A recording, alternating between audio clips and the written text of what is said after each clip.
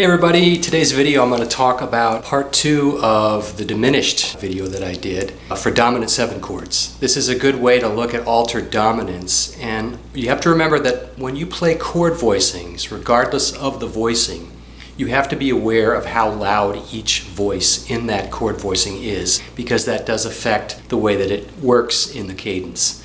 So I'm going to talk a little bit about that, but I'm going to show you a really cool way to utilize the same concept as those diminished movements, but with major triads. Check it out. So let's have a look at this. In the video that I did talking about diminished chords, I talked about taking the diminished triad, and we started off with F diminished, and then moving up the 5th of each one of those. And as you discovered, when you move the 5th up to that triad, you now have D diminished. So basically what's happening is it's going F diminished, D diminished, B diminished, A flat diminished. And when you lower the root, if I had, let's say, D diminished, and I lower the root, which is this note here, down to here, then what's happening is I'm going up. Interesting how that works, but again, you can put any bass note you want from that family of dominant 7s. I said, G7. So this could be G7 flat 9, or you could have D flat, and you'd have D flat 7, or you could have E7 flat 9, or you could have B flat 7 flat 9, so you'd have this. And again, these work really well, but when you do just with the diminished triads, the voicings change, but you basically just have either a straight dominant 7 chord, or you have a flat 9.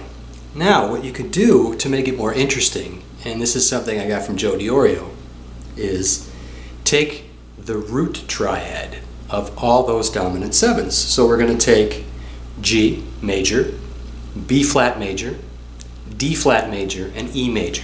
If you play G13 flat 9, you see there's an E major triad in there. If I play G7 flat 5 flat 9, I've got a D flat triad in there. And if I play G7 sharp 9, I'm going to have a B flat triad in there. But if I play it like this, it doesn't sound like a G7 because I have that basically G minor 7. But you have to think of that note, which is the flat 3rd, as the sharp 9. But this is a better way to approach it. Let's take a G triad, okay? And we're going to use this as a dominant 7. Now if I take this voicing here, which is fairly low, and this is part of that bar chord you can play, I'm going to use this as D flat altered. So I'm going to look for the D flat. I don't have the root in there, so I'm going to take this triad, and I'm going to add the D flat right here. I get a nice sounding chord. Now in context, listen how it sounds. If this is the 2 chord, here's the 5 chord, and here's the 1 chord.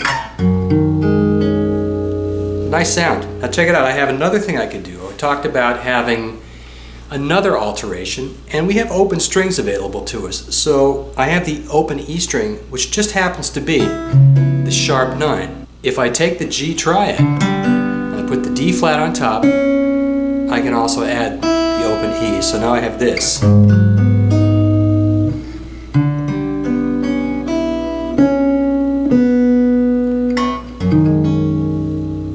Now you notice I also use that open B string to lead me to that G flat chord. That would be the flat 7. So now I have other parts of the chord. You don't always have to have all the notes in a chord, and it's confusing. My students ask me sometimes, well, how do I memorize all this stuff? What do I think about if it's got a sharp 5, flat 9, all this stuff? I say, no, just think of it as being the dominant 7 altered. And if you get a grip on how to do this, you'll come up with things like, for instance, the same idea would be if I played up here and played this triad,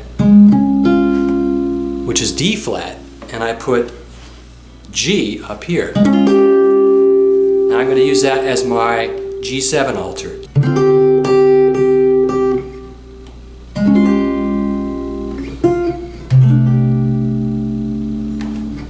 A good way to come up with some interesting dominant 7 chords. So here's a way of how to use a different inversion of the triad that I used earlier in the 2-5-1 in G flat by using this particular G major chord. And I'm going to put the D flat in the bass. Now, that chord's very tense sounding, but in context, I can make it work. So here's the 2 chord. 5. Add that E in there. So the 2 different chord voicings that I used with that G major triad, they're both altered. They're both basically the same kind of sound, but this one